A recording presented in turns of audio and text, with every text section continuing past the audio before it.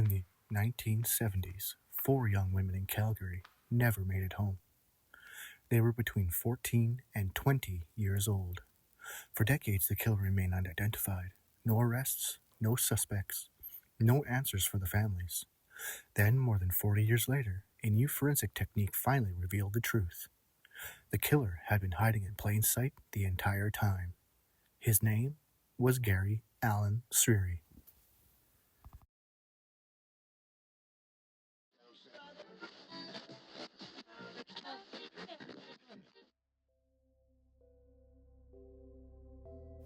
The mid-1970s were a difficult time for investigators in Calgary, Alberta. Between February of 1976 and February of 1977, 4 young women would lose their lives. Each victim was strangled. Each case carried disturbing similarities. But despite those similarities, police were unable to identify a suspect. The murders eventually went cold.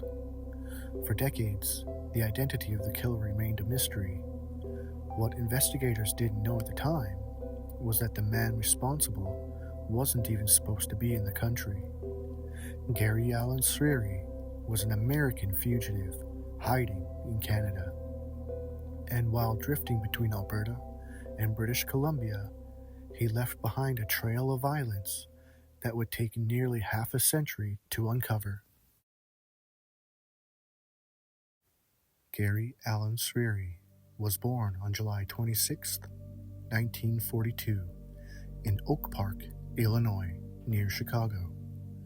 He was the oldest of 3 children. During the mid-1950s, his family relocated to California. As he grew older, Srery married and had children of his own. But the marriage ended in divorce in 1969.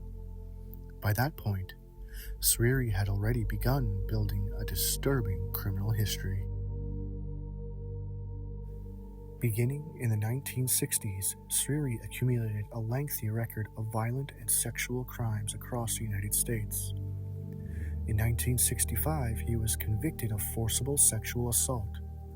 Over the following years, he faced additional charges including kidnapping, burglary, and sexual offense. In 1966, the state of California classified him as a mentally disturbed sexual offender, resulting in his confinement to a mental health facility. Despite periods of incarceration, Srery continued offending throughout the late 1960s and early 1970s. In 1969, he faced another rape charge in Los Angeles, but was acquitted. Later, charges for drug possession led to time in San Quentin prison. Then, in 1973, he was charged in Oregon with kidnapping and sodomy. Once again, he was acquitted.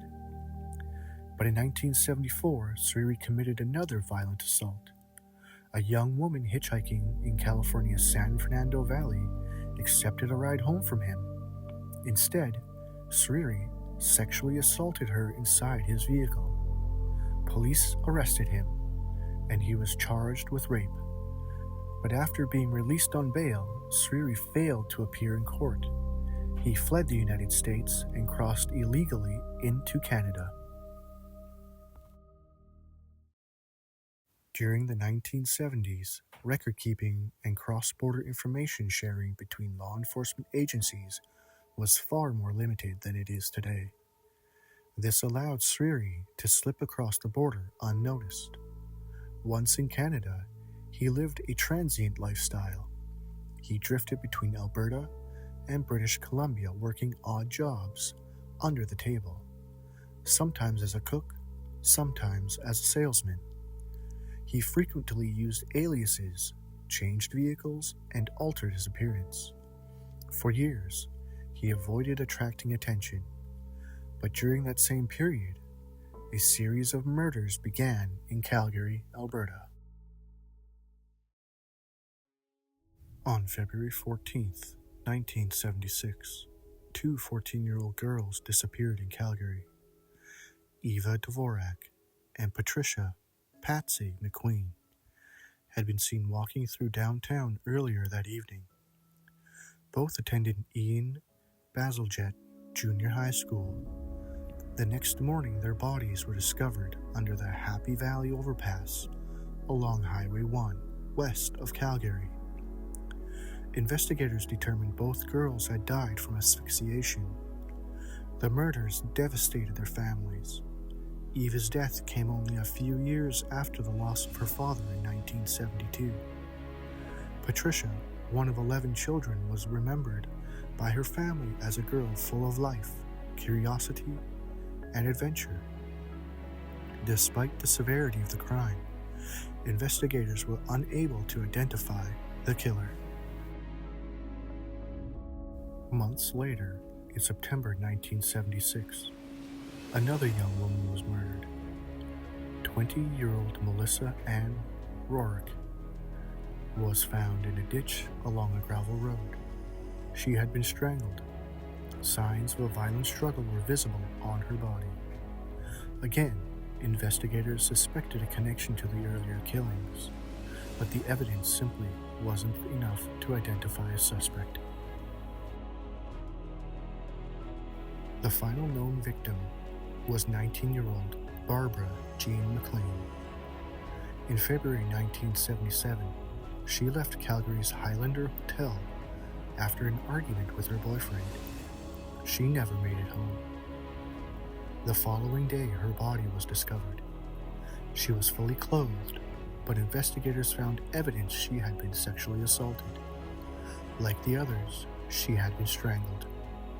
By this point, authorities strongly believed a serial killer was operating in the region, but the case went cold. For decades, the killer remained unidentified. Meanwhile, Allen Srery continued living in Canada for years. It wasn't until 1998 that he was finally arrested in New Westminster, British Columbia. The charge was another violent sexual assault. He was convicted and served a prison sentence in Canada. But even then, authorities had no idea he was responsible for the Calgary murders decades earlier. After completing his sentence in 2003, Srery was deported back to the United States. Not long after returning to the United States, Srery committed yet another brutal assault. In Coeur d'Alene, Idaho, he met a woman at a bar. The woman was on crutches. She invited him back to her home. Instead of leaving, Srery violently attacked her. For several hours, he assaulted her inside the house. Her life was only spared when her boyfriend returned home around 5 a.m. Srery fled the scene. The victim suffered severe injuries and later experienced a stroke that left her partially paralyzed. During the trial, she confronted him directly. At one point, she told him, "You damaged me, and I can't be repaired." Srery was convicted and sentenced to life in prison. Allen Srery died in prison in Idaho on April 27, 2011. At the time, the Calgary murders from the 1970s were still unsolved, but advances in forensic science were about to change that. Investigators began re-examining evidence using modern DNA analysis. Eventually, the cases were handed to specialists using techniques known as investigative genetic genealogy. By comparing DNA from the crime scenes with genetic databases and family trees, genealogists were able to identify a likely suspect. The DNA led them to Allen Srery. In 2021, investigators confirmed that Srery was responsible for the Calgary murders, and in May 2024, authorities publicly announced his identity. For nearly half a century, the families of Eva Dvorak, Patricia McQueen, Melissa Rehorek, and Barbara MacLean lived without answers. The man responsible had escaped justice for their deaths. But even though Gary Allen Srery died in prison years earlier, modern forensic science finally revealed the truth. And after decades of uncertainty, the victims were finally given what they had been denied for so long: a name for the man who took their lives.